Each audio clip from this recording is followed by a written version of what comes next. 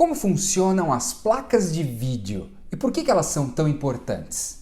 Se você já se perguntou isso, assiste esse vídeo até o final, porque eu vou tentar explicar e vocês fingem que entendem. As coisas que a gente enxerga, na verdade, são reflexão de luz. A luz que vem do sol ou das lâmpadas, ela bate no objeto e reflete. Se o objeto não refletisse luz nenhuma, ele seria totalmente escuro, a gente enxergaria como preto e não veria nada.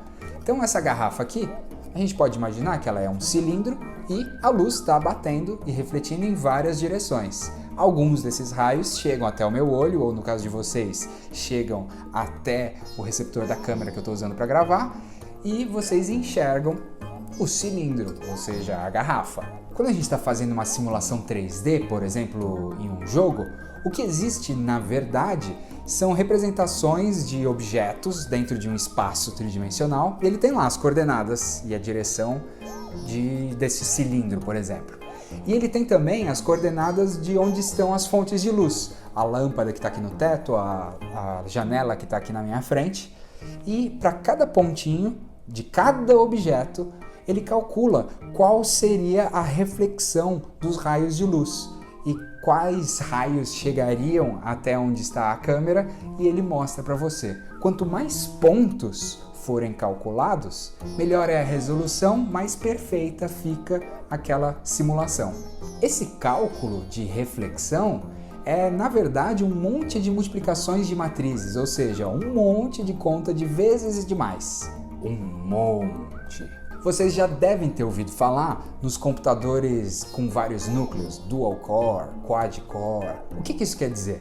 Que dentro daquele processador, ele tem, por exemplo, no caso de um quad core, 4 núcleos de processamento, ou seja, ele é capaz de fazer 4 coisas ao mesmo tempo. Mas para renderizar um jogo várias vezes por segundo, com vários pontos e vários objetos se movimentando, você precisa fazer um número imenso de multiplicações e de adições. Se você só consegue fazer 4 por vez, talvez você não vai conseguir um bom rendimento. Foi aí que surgiu a ideia das chamadas GPUs, que são os processadores das placas de vídeo. Eles são diferentes dos processadores de uso genérico, que são o cérebro do seu computador. Esses são processadores que têm centenas ou até mesmo milhares de núcleos. Só que cada núcleo é extremamente simples e especializado em fazer essas contas de mais e de menos que eu estava comentando. Então as GPUs são extremamente especializadas em fazer uma grande quantidade de cálculos matemáticos e relativamente simples, o que é muito útil no caso de renderização 3D. E é por isso que você precisa delas para conseguir jogar algum jogo moderno nas configurações máximas de gráficos. Mas elas definitivamente são incapazes de substituir o processador, a chamada CPU. Por quê? Tenta abrir o Word numa GPU. É muito provável que você nem consiga. Elas são especializadas, os núcleos delas são numerosos, mas muito simples. As CPUs são mais abrangentes, são capazes de fazer qualquer tipo de operação. E é por isso que a gente compõe as duas. Na hora de renderizar os gráficos, joga para a GPU. Na hora de fazer algum outro tipo de cálculo mais complexo, fica com a CPU. E chegou um momento que os cientistas perceberam que as GPUs tinham essa capacidade e que ela seria muito útil para eles fazerem cálculos científicos que tinham quantidades numerosas de contas relativamente simples. Cálculos de análise genética, de previsão meteorológica, de simulação astronômica ou até mesmo para aprendizagem de máquina. E aí que veio a sacada que no primeiro momento foi totalmente imprevisível.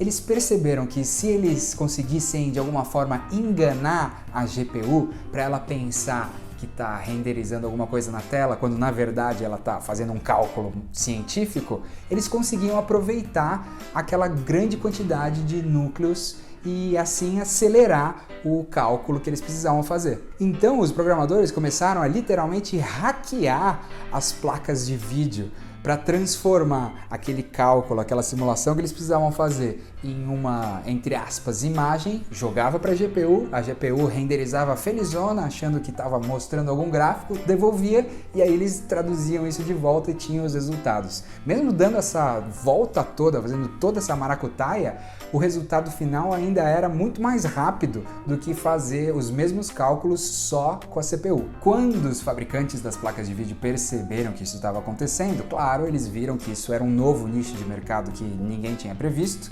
e facilitaram o trabalho dos programadores. Hoje em dia existem ferramentas e pacotes de software preparados para ajudar os programadores a criar programas massivamente paralelos para aproveitar as GPUs e acelerar os seus cálculos e seus programas. Se você gostou dessa explicação ou se você ficou com alguma dúvida, escreve para mim, eu gosto muito de receber o feedback de vocês. Muito obrigado e tchau!